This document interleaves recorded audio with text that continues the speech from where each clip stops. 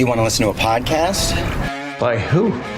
Georgia GOP Congressman Doug Collins. How is it? The greatest thing I have ever heard in my whole life. I could not believe my ears. In this house, wherever the rules are disregarded, chaos and mob rule. It has been said today, where is bravery? I'll tell you where bravery is found and courage is found. It's found in this minority who has lived through the last year of nothing but rules being broken, people being put down, questions not being answered. And this majority say, be damned with anything else. We're going to impeach and do whatever we want to do. Why? Because we won an election. I guarantee you, one day you'll be back in the minority and it ain't going to be that fun. Hey everybody, welcome to the podcast. Well, this week in Washington, is...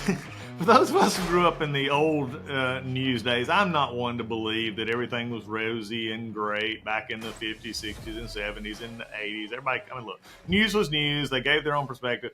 But, you do miss some of the salinity, I guess it was, of, this is Walter, and that's the way it is. Wednesday, December the 13th. I wish in some moments we could go back to where Washington was normal, where Washington had some rhythm to it that got stuff done without either dramatic endings or dramatic speeches that went nowhere. Instead, we continue to stay in this cycle of basically nothing getting done. And this past Monday, we had Senator Ron Johnson on there. Great episode. If you didn't miss it, go back and get the Doug Collins podcast. Hit subscribe. You can always go back and get the older episodes wherever you get your podcast on there. But it is just amazing to me, as Senator said, about how the dysfunction is forcing Congress into a more irrelevant role. Well, it can't be any more true than what's going on right now in the political nature in Washington. So on this Wednesday, in honor of what will be the last week of 2023 for the House and more than likely the Senate, and for many of us, we can just say, thank God it's over. We're going to discuss what they've got going on here after the break. We'll touch it on the points, what will happen, what won't happen, and at least do a little crystal ball here on this Wednesday. So right after the break, we'll be right back. Hey, folks, when you look out and you see the country and just the disarray it is, you see the Biden administration, you see the wholesale prices have just went through the roof again. Inflation is tearing us up. If you have your finances all impinged in just a few areas, if you're just in stocks and bonds and you're not diversified, I got some news for you. You need a navigator. You need somebody to help you get to where you need to go with those finances. And I can't think of anybody better to do that than my friends at Legacy Precious Metals. You need precious metals in that portfolio. You need gold and silver. And Legacy Precious Metals, the folks there, they're the navigators. They know how to deal with tough times. They know and how to look ahead and take your personal situation and make it something that can be workable for you in the long term, because that's, at the end of the day, that's the one you're most concerned about. You need to make sure that your personal finances and your retirement are secure. You need folks like Legacy Precious Metals helping you in that. They will take the time to learn you. They'll learn your finances. They'll learn where your investment goals are, and they'll help you get there. And metals and gold right now, in this kind of crazy inflation, in this kind of crazy economy with the Biden's economy, is just, you need that help. And Legacy Precious Metals is the one to do that. So give Legacy Precious Metals a call, 866-528-1903, 866-528-1903, or you can always visit them online at legacypminvestments.com, and you can download their free investor's guide. Legacy Precious Metals, they're the ones you need. They're the navigators to help you through these turbulent times. Hey everybody, it's MyPillow's 20th year anniversary, and over 80 million MyPillows have been sold. Mike Lindell and MyPillow wants to thank each of you and every one of you for giving you the lowest price in history on their MyPillows. You will receive a queen-size MyPillow for $19.98. Regular price is $69.98, and just $10 more for a king size. You will receive deep discounts on all MyPillow products, such as bed sheets, mattress toppers, pet beds, mattresses, my slippers, and so much more.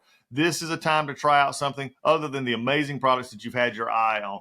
Go to mypillow.com, click on the radio podcast square, and use the promo Collins, Collins, to receive this amazing offer on the queen size MyPillow for $19.98, or call 800-986-3994. This offer comes with a 10-year warranty and 60-day money-back guarantee. It's time to start getting the quality sleep you deserve. You know how I know that? Because I sleep on a MyPillow every night. Go to mypillow.com and use promo code Collins, Collins, or call 800-986-3994 today. All right, we're back on this way. let's just break this down. It's not going to take a long episode, but I want to break down some interesting episodes that we've got going on. First off, yesterday you had Zelensky in from the Ukraine begging for money.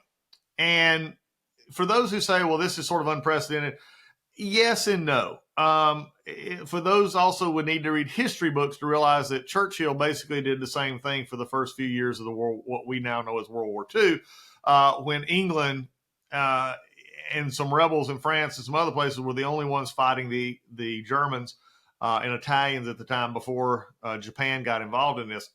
And he was in regular contact with Roosevelt. Roosevelt at the time was bending to the wishes of the populace, which was stay out of this war. They were a little over 25 years removed from, about 20, 25 years removed from the First World War, when Germany started its progression across Europe, Hitler's rise in Germany, the consolidation of power, the breaking of the Versailles treaties. All of this was happening.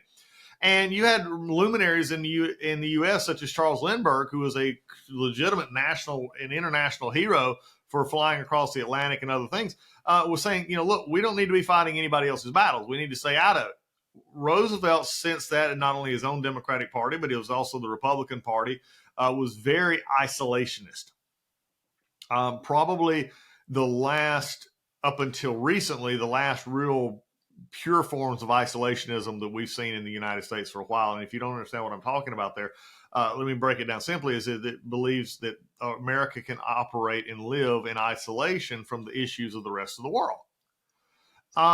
I'm not sure that's a legitimate way to look at the brightest freedom star in the planet, is not being able to deal in certain issues across seas and across timelines.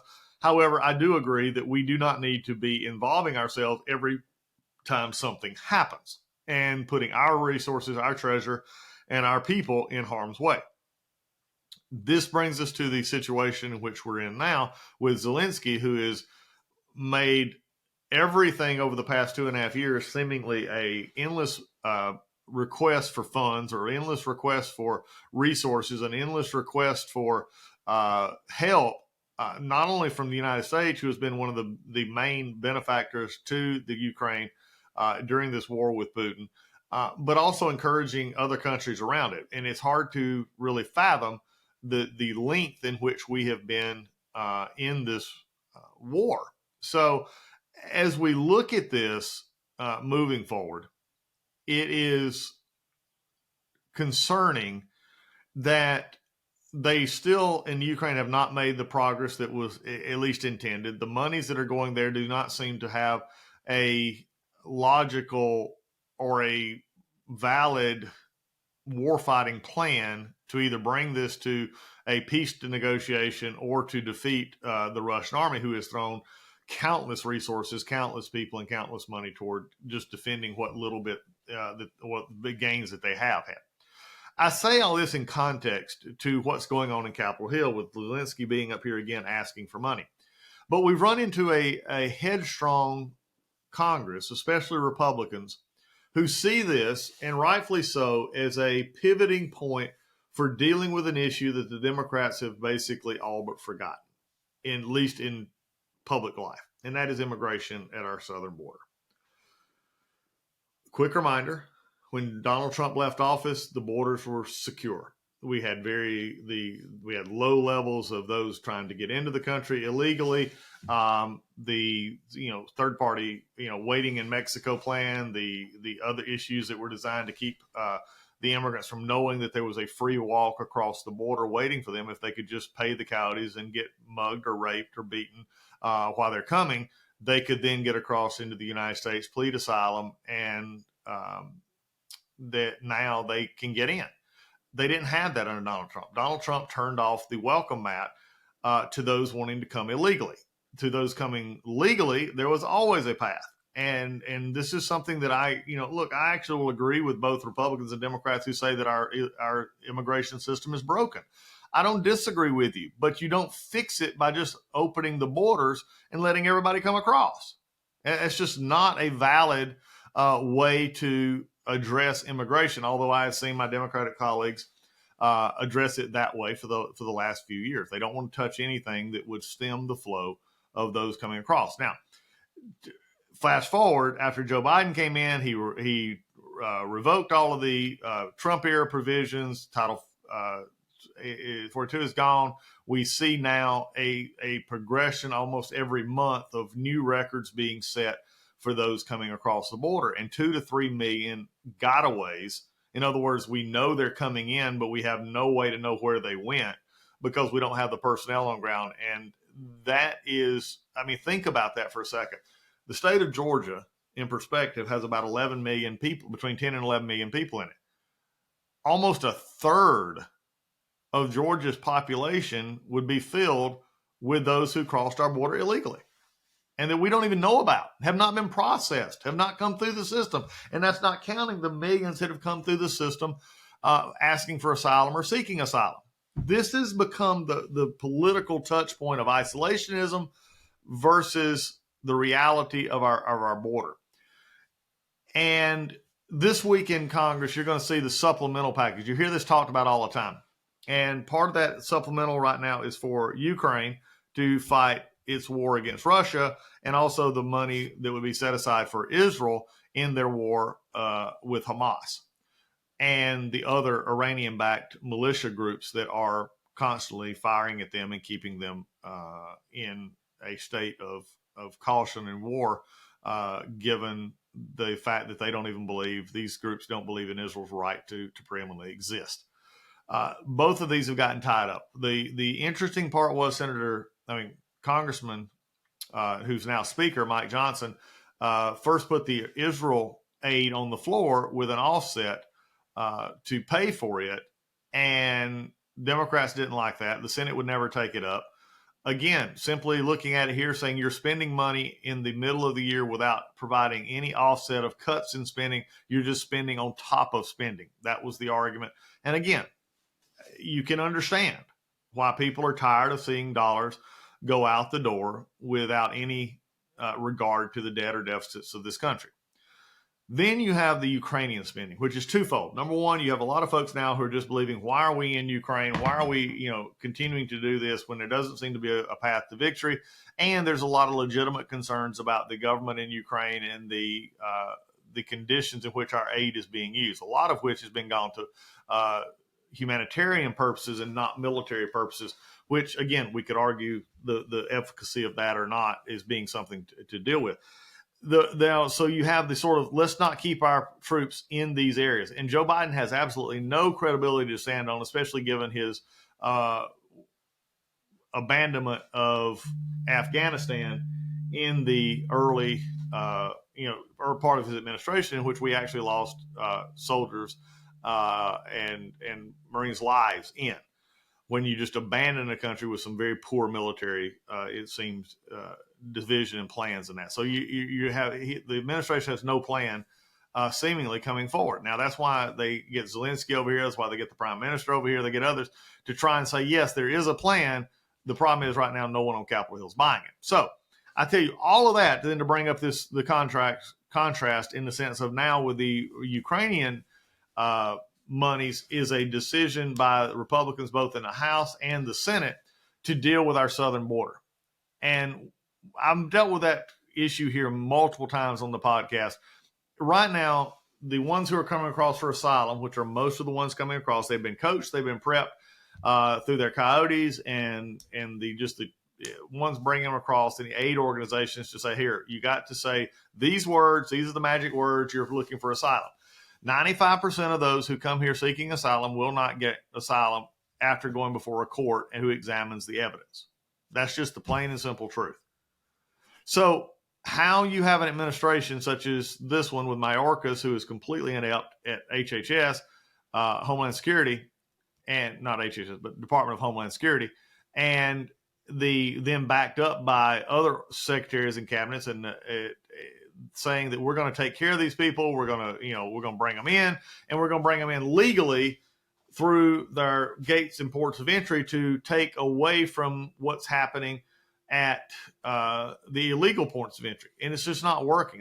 When you give people in other countries the path to say, if you just come, then we'll deal with your cases individually. We won't start screening you as we should early on and keeping you detained until we get a ruling on whether you should stay here or not, then people are going to come.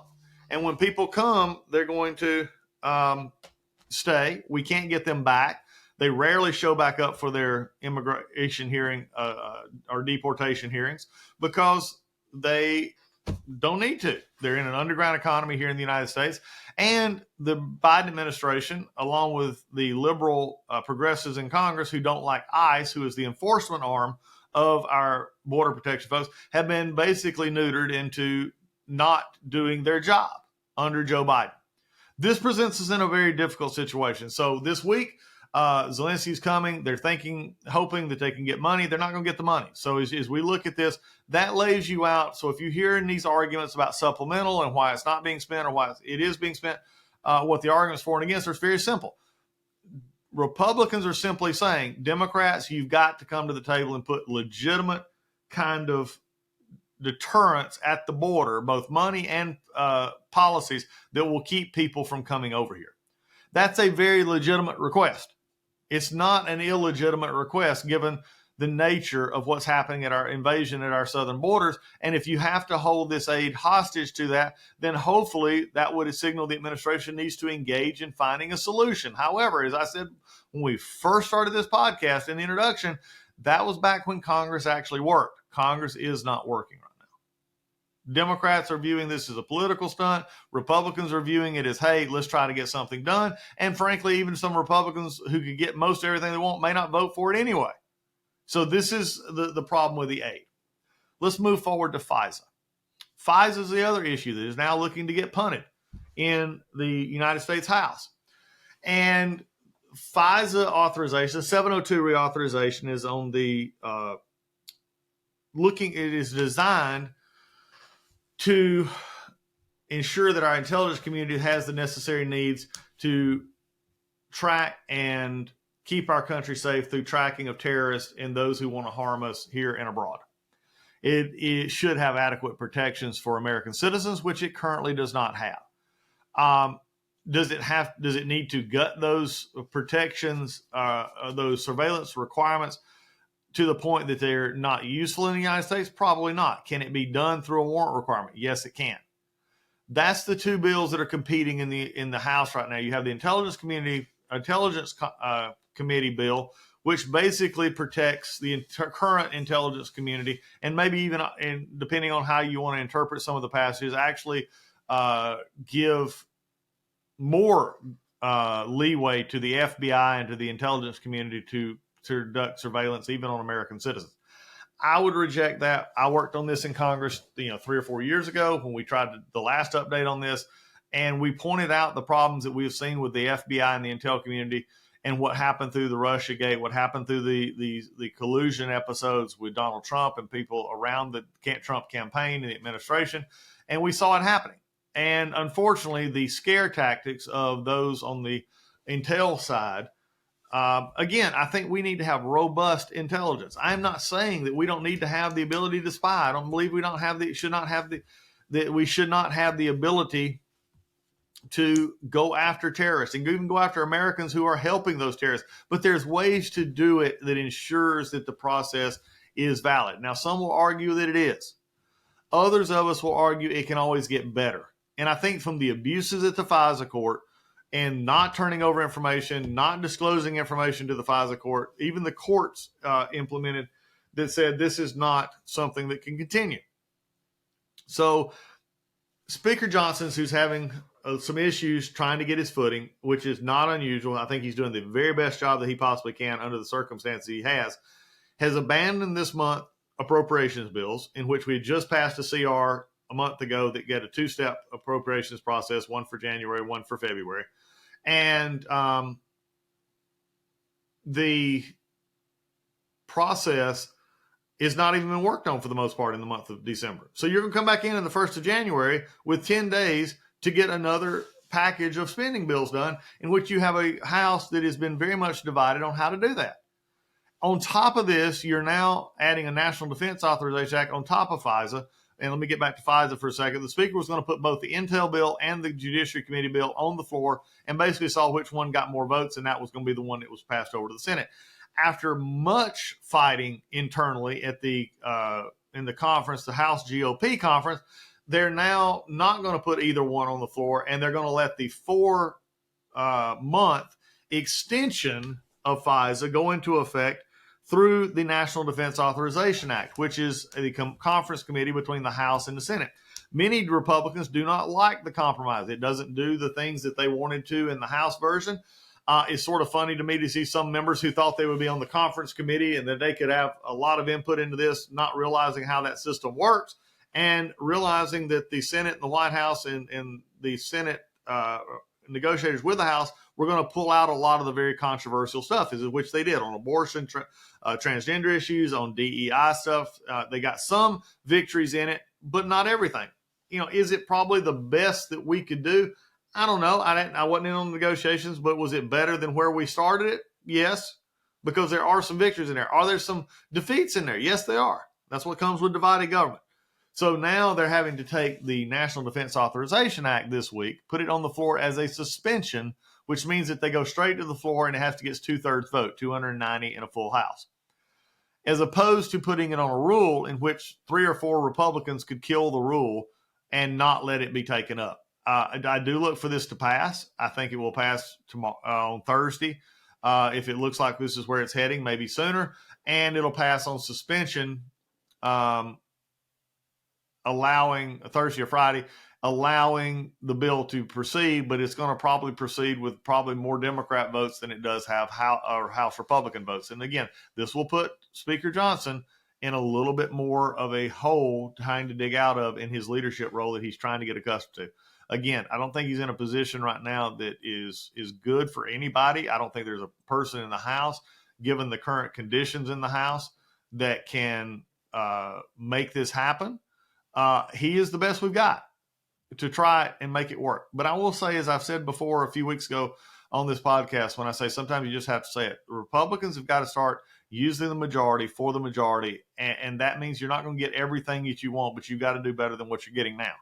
Because right now is a complete mess because you're not able to pass anything. And the bills that you are passing on the floor have either no hope of becoming law or they're just fillers for time when you can't go back to the fact you're not getting appropriations done, you're not getting FISA done, you're not getting the National Defense Authorization Act, and you're not acting on Israel aid or Ukrainian aid, either to turn it down or accept it. So as we look through these things, this is the chaos that is ensuing this last week before Christmas. And as a member told me just today, it's time for everybody to go home. It's time to pass what needs to be passed and then go home. Because at this point in time, there's no solutions coming. Hopefully a good 2 weeks out of Washington, D.C. with people looking at what they really want to get accomplished and not just talk about what they want to accomplish. Maybe we can get that done. I think also as a prediction here on the podcast, I think you're going to hear you'll probably hear 1 or 2 more members who decide not to seek re-election. You may hear more of that because they're going to get home. They're going to realize this is not a good place that we're in, and they don't possibly see a good outlet to make it happen or resolving itself. So you may see some more retirements going into election year. One last thought before we get into it. By the first of the year, I mean, we're already in the under 30-day countdown to Iowa. Donald Trump has a commanding lead. And I mean, the last poll out of Florida, even in a primary in Florida, had Donald Trump in the high 50s. You had Ron DeSantis, who is the governor, who just got reelected a little over a year ago now, with wide margins in the state of Florida, is under 20% in his own state. This is not happening. Donald Trump is going to be the nominee for the Republican Party. I think you'll start seeing it in Iowa. You're going to see it in New Hampshire, and you'll definitely see it through Super Tuesday, South Carolina, and going forward.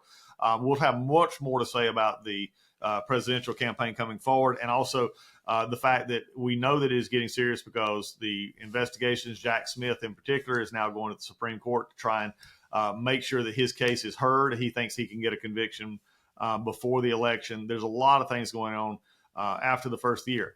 But we're at the end of the year, and as I've just laid out to you, these are the problems that the Congress is facing, and in particular, the Republican members in the House have got to come together to be able to solve these issues, move forward on these issues as a majority. Not everybody getting what they want, but getting what they can from a conservative perspective, and then going out winning more seats in this next election, winning the Senate back over, and taking the presidency back so that we can actually get to conservative legislation. With that, that's your Wednesday update. Next up for us will be the Friday's Finest with James and Chip. Can't wait to see you then. Until then, take care, and we'll see you next time on the Doug Collins Podcast.